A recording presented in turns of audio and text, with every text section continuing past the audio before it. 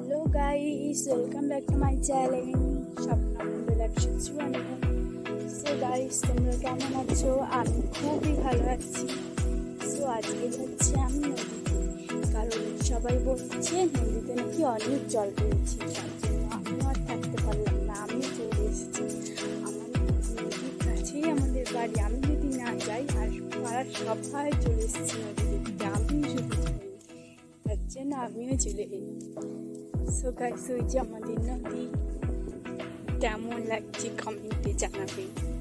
প্রকৃতিটা খুবই ভালো লাগছে আমার। হালকা হালকা একটু বৃষ্টিও পড়ছে, খুবই ভালো লাগছে। সো গাইস, আমি এখন নদীতে চলে এসেছি, কি মজা। সো দেখো, দেখতেই পাচ্ছ খুব সুন্দর লাগছে নদীটা। সো আমি এখন নদীতে যাচ্ছি।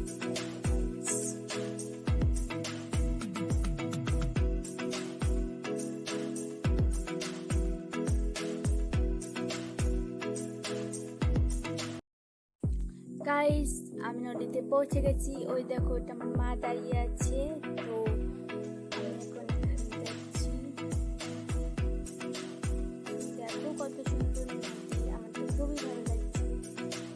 ওই পাখিটা আবার কি করছে, মাছ খাচ্ছে।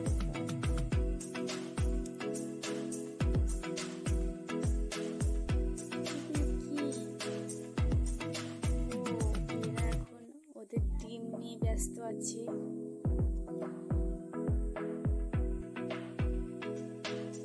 কি সুন্দর, ভালো লাগছে এখানে এসে।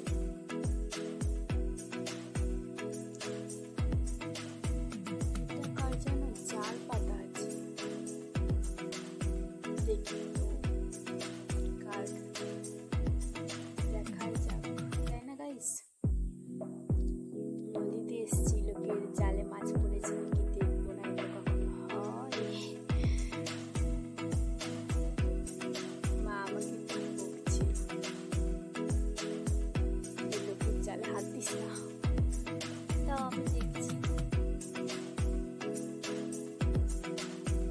বাট একটাও তো মাছ পড়েনি। মাছ পড়লে দেখতাম, কিন্তু এখানে পেতেছি কেন? একটাও মাছ পড়েনি। একটু বেশি জালে পাতলে নিশ্চয়ই মাছ পড়তে হয়। আমি জানি না কি করে পাততে হয়।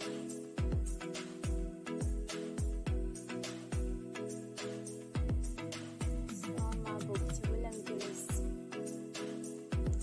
জলে পাততে খুবই ভালো লাগছে। নতুন জলে পা দেবো না, এটা কখনো হয়? খুব মজা। সো আমি এখন বাড়ি যাব। আমার মা আমাকে ডাকছে যে লোকের জালে হাত দিস না, চলে আয়। তাই আমি চলে এলাম।